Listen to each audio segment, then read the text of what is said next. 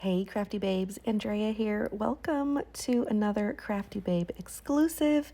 We're working with issue number 28 printables, and I'm bringing you in here after I've already decided on a format layout for this right hand side, but don't worry, we're going to get into a lot of fun details. So I am working in a Fringe notebook. I'm going to be in a Fringe notebook all year. I'm going to put every crafty thing I do into this Fringe notebook, and you can use any notebook you want. You don't have to use a Fringe, but the notebook situation, if you've been around for a while, is still my favorite. If you're new here, I love this specific notebook. The paper is great, and they're cheap. So I find mine at Home Goods, Marshalls, TJ Maxx, and they've got a lot of paper. And anyway, I really like them. But on to the design here. I'm using 3x4 cards and a photo, and I'm using some tickets from the printables. And a fun thing I've been loving to do lately is use these tickets and just kind of lay them flat and lay them right next to each other. And it's just super fun. And then a little added bonus is a quick staple. This is something I learned from Kelly Rich. She loves to do this, and I just think it's super cute. Then you can display all the tickets and you're not covering anything up, and it takes up a good amount of space. Anyway, unpocket page situation here where everything's just exposed and flat onto the paper. Just kind of the way I like it. No plastic, just kind of like the old school smash book situation. I never got into that because I was really heavy into 12x12 documenting at the time. I didn't really grasp that concept, but I'm all in now, as you can tell. So what I've got here is one of my favorite grid type formats where I've got a couple of 3x4 cards, and then to take up that space either at the top or the bottom, when I want to fill the whole page, I will just grab a smaller chunk of paper and just tear the bottom or cut a small strip just so that that whole column kind of gets filled up. And then on the other side, essentially you're kind of like, I guess you can call it, you're working with two columns.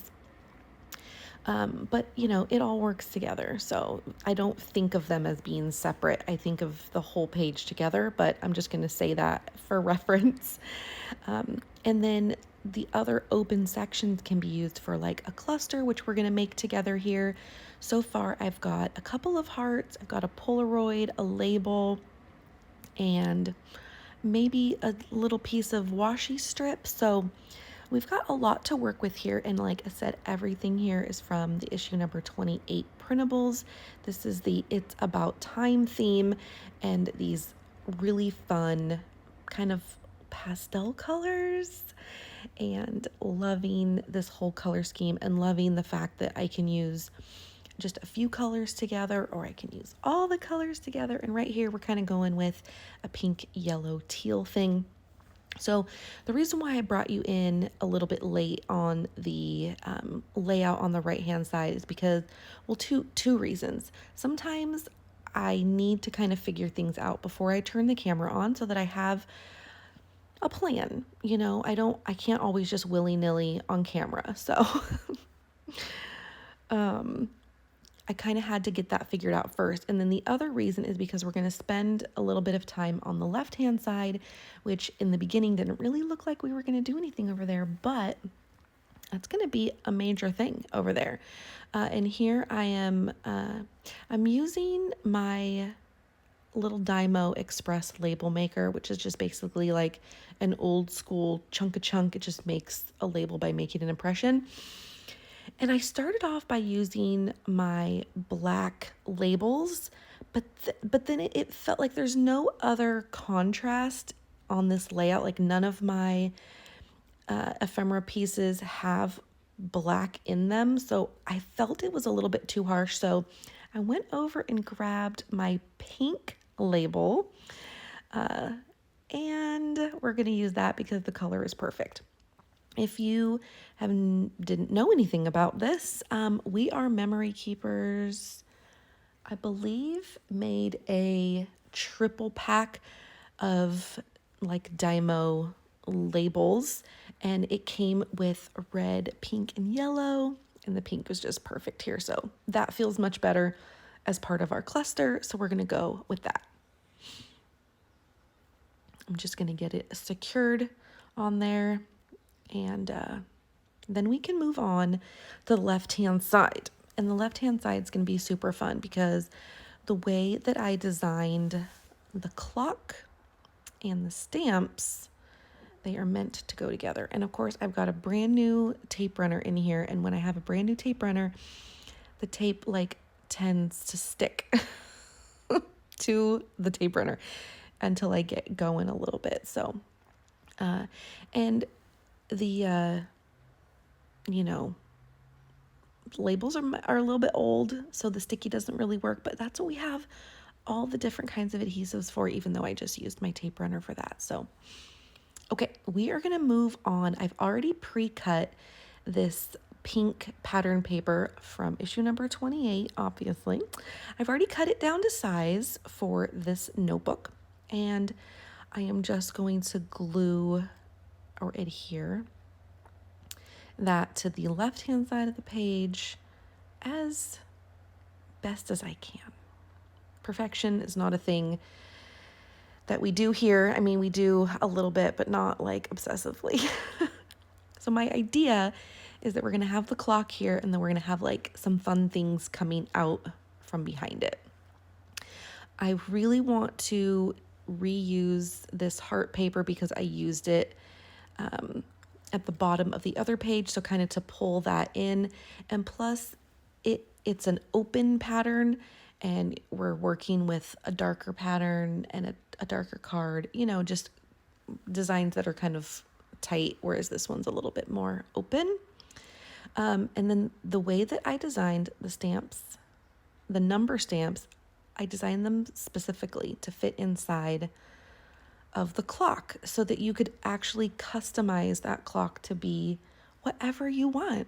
So, it's a clock, so it's meant to have a time, but, you could do anything in it. I've done something different, like the year.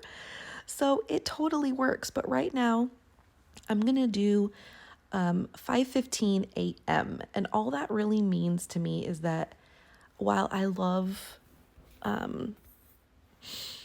getting up early, right now at this specific time that I filmed this, it's January, so it's dark and it's hard to get up, even though I do get up early. I would prefer to be up in the 4 o'clock hour, but as long as I'm not sleeping past 5:15, then I feel great about the progress I'm going to make for the day. I know that I've gotten enough sleep, and so I'm just kind of giving myself that as just a little bit of a marker.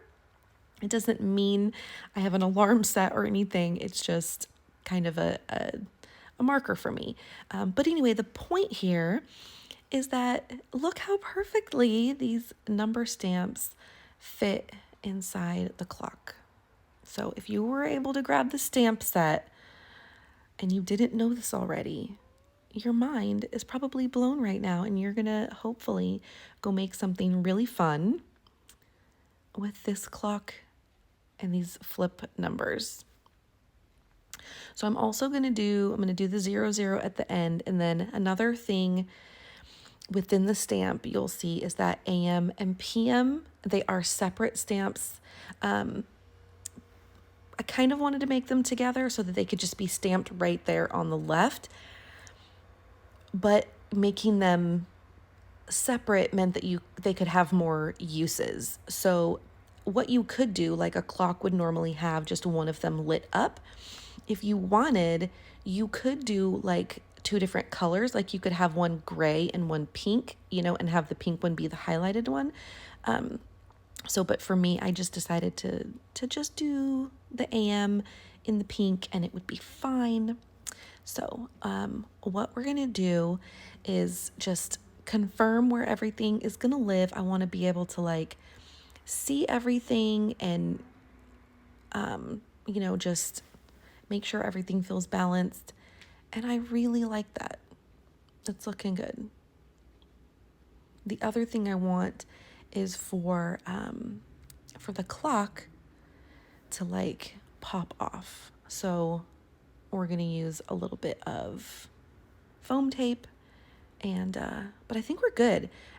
So I'm just gonna kind of glue. Sometimes if I really, really, really like the placement, I'll do my best like not to move things around too much. But so I'm doing my best. And I think I did a good job. So that's really it. But we're going to use some foam tape on the back of this because I felt like it just like flat is good and that's fine, but sometimes it just needs a little dimension. And I know you girls who like lots of texture and like things super chunky are like, really? That's all you're doing is you're just putting a piece of foam tape behind it? Like, whoop-de-doo. But the other thing about working in the Fringe Notebook is that I have to be really careful about chunk. And so one thing that I have learned is that I can put texture and dimension on the left-hand side. And I tried to just avoid putting too much of it on the right because the right is typically where I'm going to put a page unless I do a double spread, which is not always the case. And that way, as I move through the book, it will lay as flat as possible. That way, my stamping is more even, and it just is a better workspace for me since I can't just take the pages out. I mean, I can, but I would prefer to not have to take the pages out every time. So it's just a little thing for me, just trying to keep the chunk manageable. And this whole page is about my 2023 priorities. It's kind of like, it's not my opening page, but it is kind of like the beginning of the year, what I want to focus on, what my priorities are. And this is all going to be based on goals that I've made for myself in business, in my personal life, in general. These are the things I want to make priorities. And whether or not every one of these things sticks, I can't say. I'm recording this on January 17th, so we'll see how far we get with all this stuff.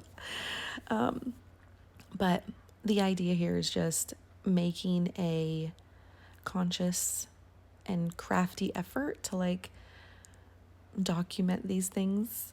I think it's important to not just put these kinds of things in like a planner or a planning notebook. I think we should probably, not get used to, but just make it a habit of like documenting the things that we're focusing on. And that's going to be a huge thing for me going forward with this particular creative notebook.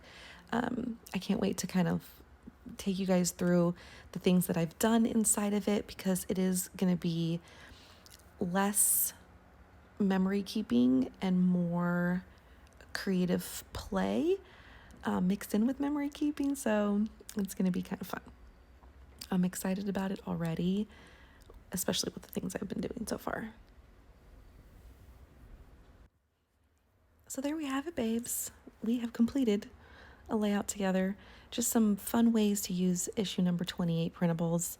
And I hope you enjoyed this and get some inspiration to create your own using the printables. Have a great one. I love you, girls.